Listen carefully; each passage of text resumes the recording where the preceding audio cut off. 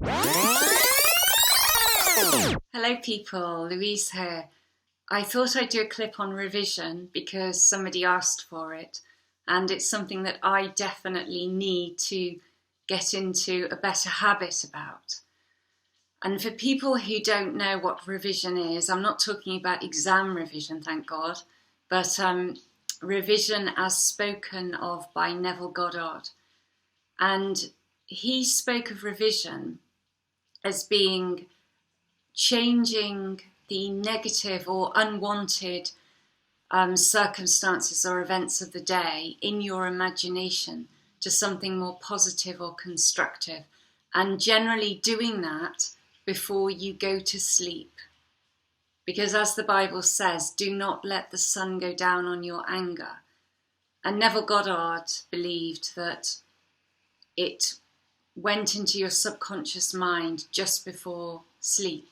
So if you can change any negativity, not changing, not rubbing out what's happened in the day, but changing it into something more constructive, it will bear fruit in your life. So when I've heard him speak about that, he's always said about revising the day before you go to sleep. And I would try and do that, but I tended to fall asleep before I'd finished getting through my day, which wasn't very good. So then I started revising things as they came up. So maybe I had been thinking something negative about somebody, or there'd been some negative exchange. And it would be subtle, but it was there. And then I would just imagine that actually we'd had a constructive exchange and a good conversation, or swearing. Because I don't generally swear at people. I can't remember the last time I did that, probably many years ago. But I hope. I do tend to swear when I'm by myself. And you think at the time, oh, it makes you feel more just relieved, I suppose, like you're letting off some steam and getting your anger out there. But actually what you're doing is you're swearing at yourself, and you're sending it out there, and it's going to just come back on you. So it's good to try and correct that as well. So there's no judgment on swearing. It's just it's the sending out of negative energy. So you will experience that in some form. So revision is essentially correcting things that you don't want to manifest in the world. You don't want negative situations to come back at you, and we can revise them through the imagination. I found it helpful to revise as I went along throughout the day in case I didn't do it in the evening, but you can do that, and you can also maybe go through your day, go through all the events of the day and change things that were not ideal. But when you're sitting on the sofa before you go to bed, and so you've done it and then you go to sleep, or you can go through things in your imagination when you're lying in bed, but just do it really quickly because you're probably not going to get to the end of it. So that's the essence of it, revising the day. And the purpose is to just produce better situations in our lives. And so I'm going to go through some things now that Neville Goddard said about it, and things in the Bible that might be helpful. I hope they are. I just made some quick notes. I looked up a talk that Neville Goddard had given, but it's not on YouTube. And so I'm going to put the link underneath. And it's quite interesting, but I just wrote down some of the main points for people who don't want to go through the whole thing. So he starts off with the scripture in Genesis, the 2nd chapter, verse 15. And this is how it goes. And the Lord God took the man and put him into the Garden of Eden to dress it and to keep it. And Neville Goddard speaks of the Garden of Eden as being symbolic of our mind. So it symbolises our mind. And you're to look at the weeds you're allowing to grow in your garden. And the weeds could be seen as the negative circumstances and situations of our lives. And to get rid of those weeds and to just imagine the lovely things in your garden which will bring forth much fruit. Your purpose is to tend the garden of God, to dress it and keep it so that only the lovely things grow. So don't judge things that happen. I know, because we're only human, aren't we? And we do judge and we do blame. But once these strong emotions have gone down a bit and we're able to look at it from a more spiritual perspective, then just see it as an opportunity to revise what's just happened and prune it. And that's another thing. The analogy of pruning is very important. And people use analogies to get a picture, a visual image of what they're trying to convey. And so I should really talk about pruning, because maybe not everybody's got a gardener out there. I'm not much of a gardener, but I know what pruning is. So why do we, or why do some people prune a vine? Because Neville Goddard speaks about the pruning shears of revision. So when we revise a situation and change it in our imagination to something more conducive to what we want to achieve in life, we're pruning it with the pruning shears. So when a gardener prunes a plant or a vine, and it's a vine that's spoken about in the Bible, what he's doing is he's cutting away the damaged branches or the diseased branches, branches that are not productive, they're not going to bring forth any fruit at all. So he's getting rid of those, and the result is that the good branches which bear fruit will bring forth more fruit. So it's like getting rid of the negative and producing more positive. So that's why they prune a vine. I've got nothing else to say. That's all I know about pruning vines. And he also says, do not accept anything as final unless it conforms to the ideal you want to realise in the world. I thought that was very important, because in objective reality we can often think, give up, that's it, end result, and just not believe our dream is going to happen or whatever situation we want. And it's not the end. It's only the end if you've decided it's the end. It ain't over till the fat lady sings. Do you know that saying about opera? You've just got to keep on imagining, and don't believe in objective reality. Because often,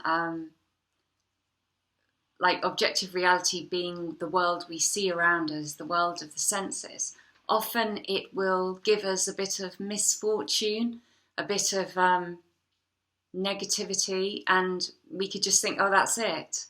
But often that comes before we achieve what we want to achieve.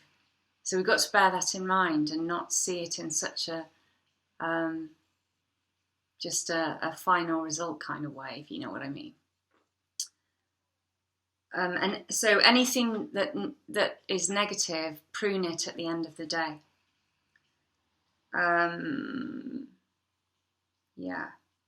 Because essentially the day is not retreating into the past, it's advancing into the future. That's what he says in the lecture. And so whatever we bring into our subconscious mind is going to reappear as something else in our future. So what we want to take into it is mainly positive things and eliminate the negative. That's essentially it. Yeah, so don't lose things. Don't try and rub things out that have already happened. Just raise them up.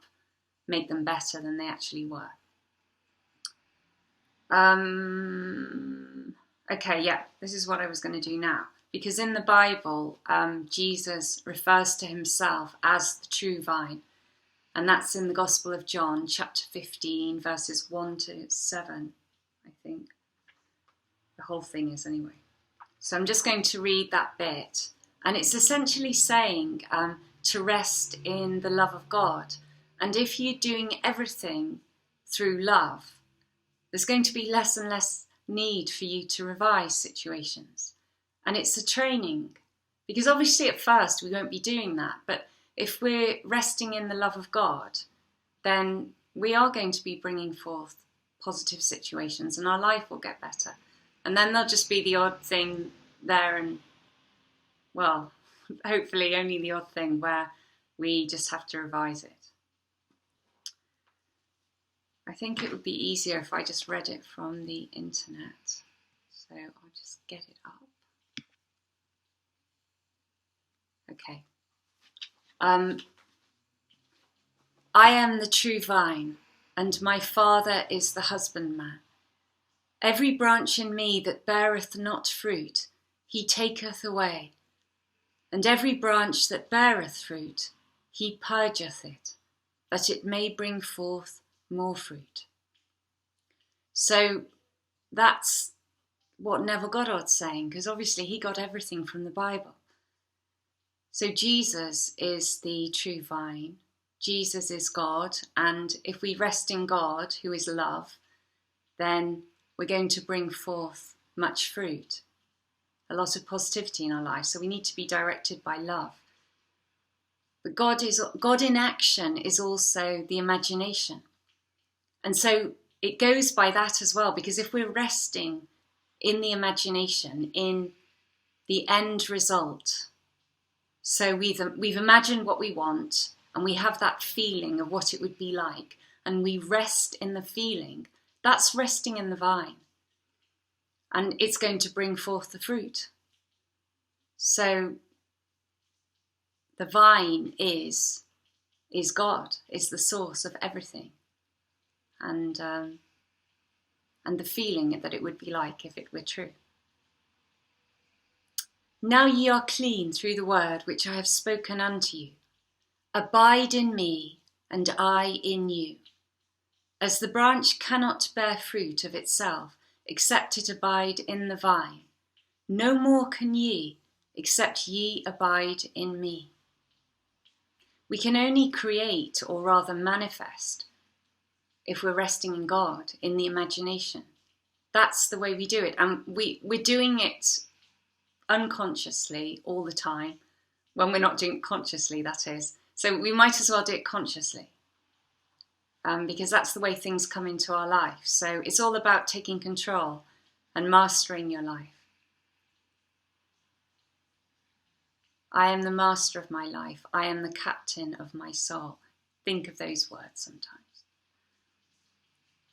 I am the vine, ye are the branches. He that abideth in me, and I in him, the same bringeth forth much fruit. For without me ye can do nothing. So that's essentially what I just said. I should have said it after that one.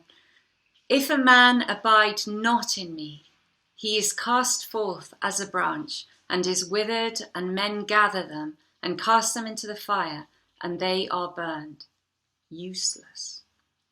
If ye abide in me, and my words abide in you, ye shall ask what ye will, and it shall be done unto you. So I like the ending part. I like all of it. But it's totally true. If you rest in God, in the imagination, you can ask anything you want and he will do it for you. It's the only way. So that is John 15 verses 1 to 7 if you want to contemplate it. And I always think it's a good idea if you can do that, because the words have got something very spiritual and sacred about them. They're food for the soul. And if you read them and really think about them, it does feel like something's growing inside you sometimes. I know that sounds a bit weird, but it's just like the word is growing and the meaning of it is becoming more apparent, and then you're living it. So go to the source, because that's what Neville Goddard did. I say read his books, listen to his talks, but also look at what he was looking at, because that's the essence of it all. And I wanted to read, go back to the picture now. I wanted to read something that he's written about revision. And that is in the book Awakened Imagination and the Search, and it's chapter 4, The Pruning Shears of Revision. I don't have the book. I've got this book anyway. This one, The Reader, which has got lots of Neville Goddard's books in there. Okay, so I'm just going to read a little bit of this, not the whole thing, but it's probably 2 pages. It is a most healthy and productive exercise to daily relive the day as you wish you had lived it, revising the scenes to make them conform to your ideals. For instance, suppose today's mail brought disappointing news. Revise the letter. Mentally rewrite it and make it conform to the news you wish you had received. Then, in imagination, read the revised letter over and over again. This is the essence of revision, and revision results in repeal. The one requisite is to arouse your attention in a way and to such intensity that you become wholly absorbed in the revised action. You will experience an expansion and refinement of the senses by this imaginative exercise and eventually achieve vision. But always remember that the ultimate purpose of this exercise is to create in you the spirit of Jesus, which is continual forgiveness of sin. That's seeing everyone as their ideal, seeing the truth of life. Revision is of the greatest importance when the motive is to change oneself, when there is a sincere desire to be something different, when the longing is to awaken the ideal active spirit of forgiveness. Without imagination, man remains a being of sin. Man either goes forward to imagination or remains imprisoned in his senses. To go forward to imagination is to forgive. Forgiveness is the life of the imagination. The art of being is the art of forgiving. Forgiveness is, in fact, experiencing in imagination the revised version of the day. Experiencing in imagination what you wish you had experienced in the flesh. Every time one really forgives, that is, every time one relives the event as it should have been lived, one is born again.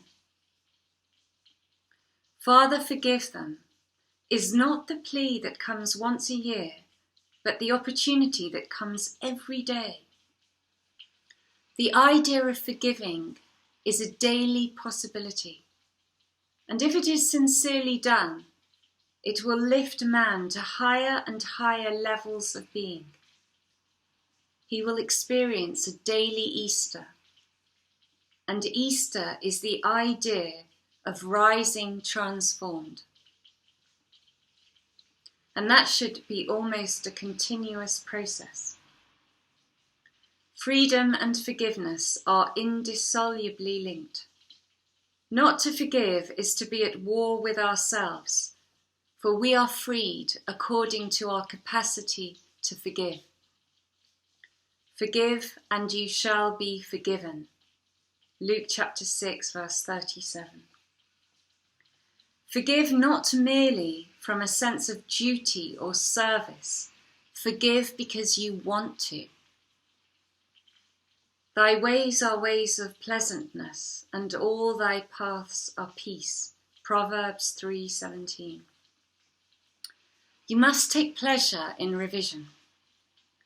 You can forgive others effectively only when you have a sincere desire to identify them with their ideal. Duty has no momentum.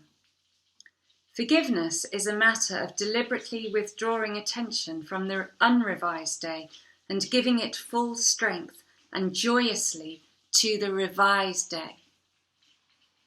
If a man begins to revise even a little of the vexations and troubles of the day, then he begins to work practically on himself.